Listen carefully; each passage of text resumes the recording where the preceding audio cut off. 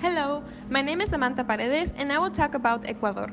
Officially known as the Republic of Ecuador, is a beautiful country located in the northwestern South America. The country gives a lot to talk about, but today let's talk about business. The economy of Ecuador is the eighth largest in Latin America, with plenty of business potential.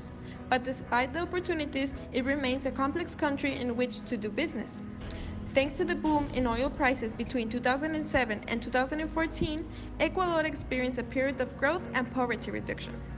Since oil prices fell in 2014, Ecuador has been trying to balance and adapt its economy to a challenging international context with low oil prices, the dollar appreciation, and increasing external financing costs.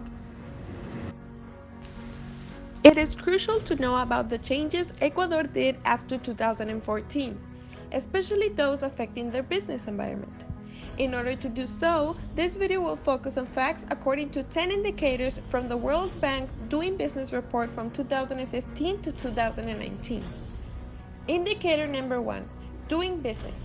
Did you know Ecuador ranked number 153 out of 190 countries in this indicator with a score of 57.95? The score is reflected on a scale from 0 to 100, where 0 represents the lowest and 100 represents the best performance. Indicator number 2, starting a business. In 2015, Ecuador made starting a business easier by introducing an online registration system for Social Security. In the last 4 years, starting a business improved even more, as the indicator shows. From 2015 to 2019, the score went up by 5.27 points, thanks to the simplification made in the registration process and by eliminating the need to deposit 50% of the minimum capital in the special account. Indicator number 3, dealing with construction permits. How easy it is for entrepreneurs in Ecuador to legally build a warehouse? Well, in the last 4 years, it has been more difficult. It takes around 132 days or almost 5 months for an Ecuadorian to deal with construction permits. This is almost a double of days compared to 82 days it takes Mexico, the country within Latin America that it takes less days. Hi, my name is Josephine Quintero, and I'm going to continue talking about the doing business indicators. Now, number 4, getting electricity. Ecuador made getting electricity easier by dividing the city of Quito into zones for the purpose of handling applications for new connections, a change that improved the utilities customer service, and by reducing the fees to obtain the connection. Number 5, registering property. In 2015, in Ecuador, property transfer became more time-consuming as a result of implementation problems in transferring authority over property records of the municipality of Quito.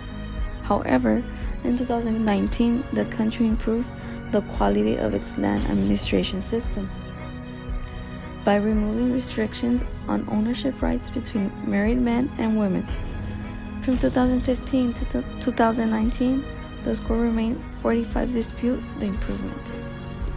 Number 6, protecting minority investors. Ecuador has maintained a solid 46.67 as a score in the last year.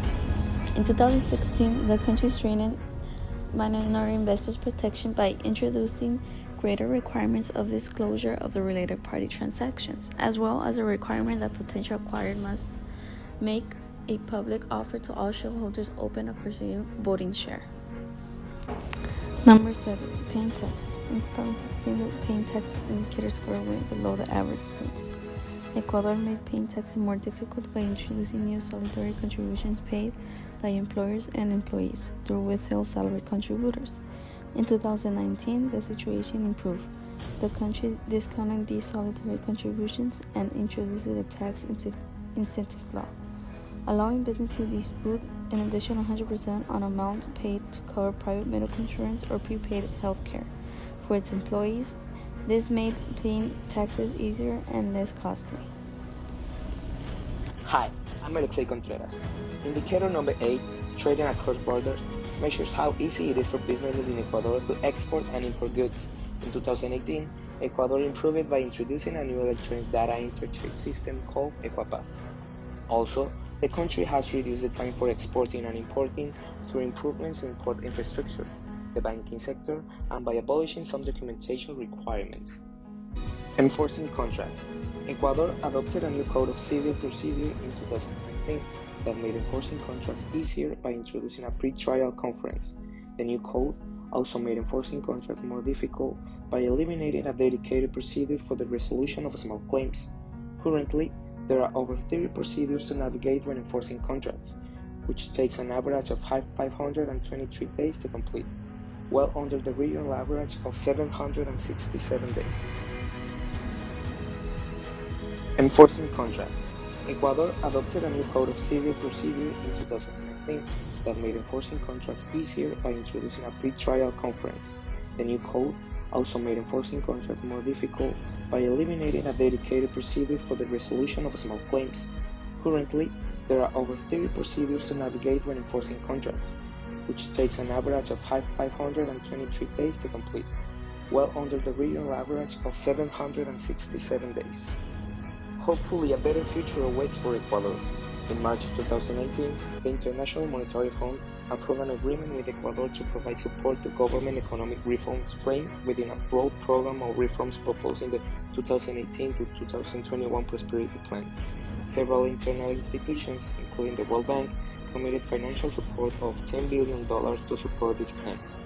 On the other hand, the fulfillment of this plan will be critical to establish the groundwork for achieving sustainable growth, which will enable the country to continue reducing poverty.